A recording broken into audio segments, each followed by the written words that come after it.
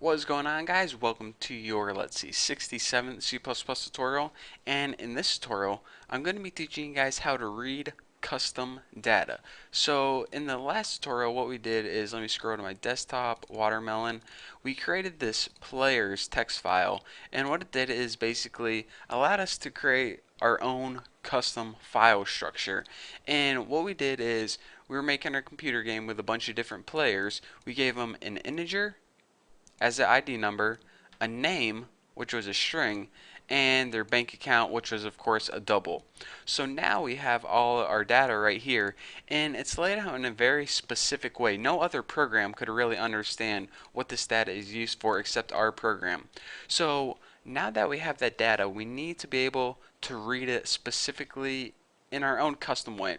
So it's a little bit different than writing it for a couple of reasons, which I'm going to be talking about. So the first thing I want to stress to you guys is you can't use OF stream. OF is for outputting data to a stream. For example, when you have text and you want to output it to a file or write it to a file.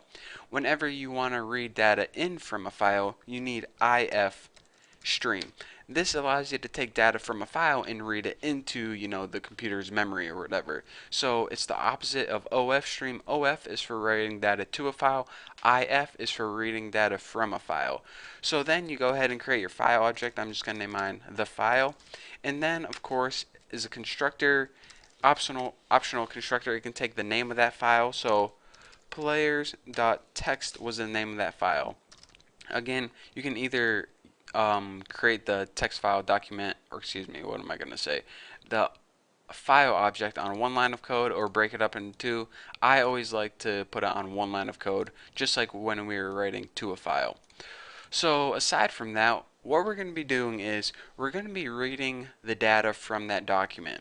So remember, that document had three pieces of information in it. On each row it had an ID number, a name, and the amount of money. So let's go ahead and make variables to hold that data. Int ID, and then we'll make string name to store their name, and double money to store their, bank account information. So basically, how we're going to do that is this. We're going to create a while loop, and the while loop is going to loop through each piece of information, whether it's their ID number, their name, or their money, and it's going to store it in a variable. And whenever we have that information stored in the variables, we can do, whatever we want with it. We can load it into our computer game. We can just go ahead and print it out on the screen. We can go ahead and send it to a database on the internet. But basically, what we have to do first is take that data from the file, and we need to store it on variables in our program. So I want to talk to you guys about how we're going to do this.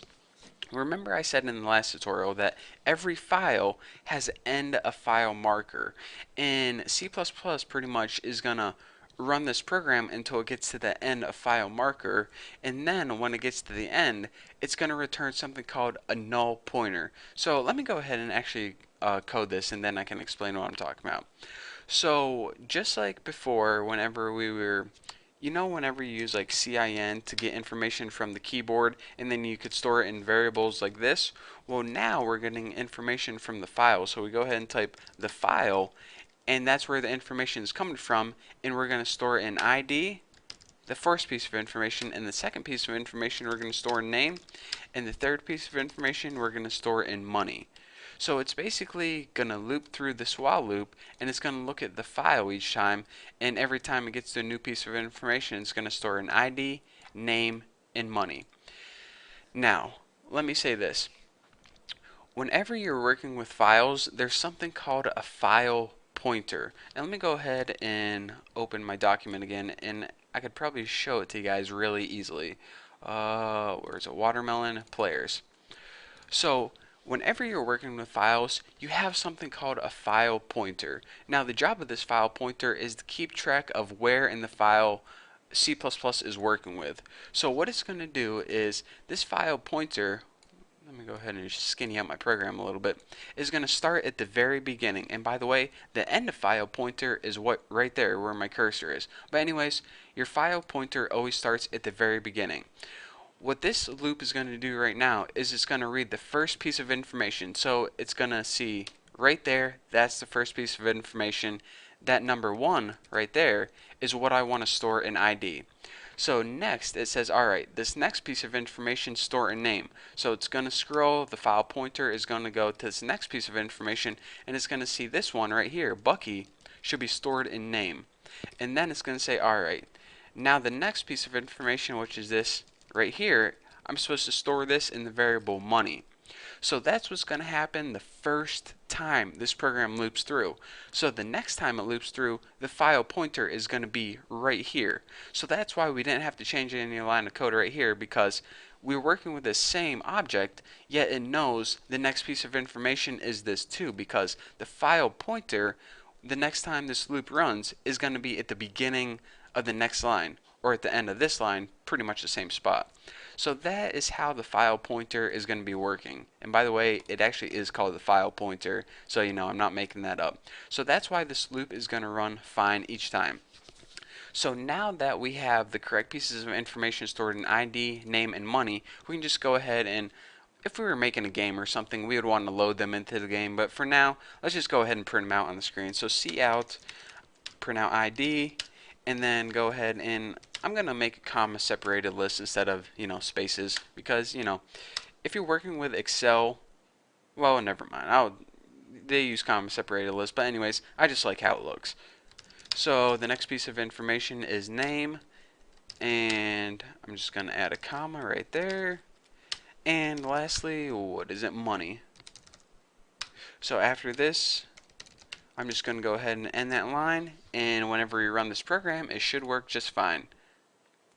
So what it did is it read that file from the text file, 1 Bucky 65.47, and it did what we wanted with it. And in this case, what we wanted to do with it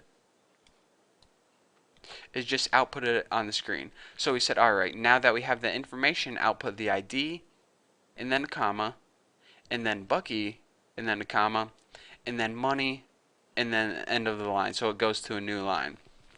So then, where this is working in the file is, it's at the end of the file, so whenever you run this loop again, the next ID it jumps down to is number 2. It runs the entire loop, it's at the end of that line, and then whenever you run this loop again, it jumps down to the ID number 3, and it runs that line of code. And how does this while loop know when to stop? Because whenever the end of file marker has been reached, C++ knows already, without us having to type any extra code, that a null pointer is returned. Basically, it changes this boolean to false. So whenever this is working, this is true. Whenever it gets to the end of file, C++ already knows that this loop should be false. We don't have to explicitly, write an if statement in here to check it or anything. It's one of the cool features with C++. It automatically knows when to end. So that's one cool thing that we don't have to worry about. Another cool thing that we don't have to worry about is whenever we're working with this ifstream or ofstream object, whenever the file reaches the end of the file and this goes to false, this object is going to get deleted automatically in the deconstructor. Remember when we talked about constructors and deconstructor? The deconstructor is going to call the close file method. So remember, like in the first file tutorial, I told you guys that you need to close your files in order to free up resources. Well, what this ifstream constructor, deconstructor is going to do is, as soon as this file object gets deleted, this file is going to close automatically. So that's two things we don't have to worry about. Whenever we get to the end of file, this is going to go to false, and the loop is going to end automatically. And also, whenever it gets to the end of file, the deconstructor is going to close the file automatically, so we don't have to explicitly write the file .close. So pretty much everything is handed to you. You just gotta remember how to use it. C++ made it really, really simple to work with files if you really think about it. You don't have to do all the background stuff. So there you go. That's how you write and read a custom file. And again, your file structure is going to be different depending on the type of application you make, but that's the basics of it. So thank you guys for watching. Don't forget to subscribe. I know you guys probably have a lot of questions. Just ask me on my forum, thenewboston.com/forum. And I'm going to go to McDonald's, get an extra large milkshake, and well, check out my next video. So thank you guys for watching, and I'll see you then.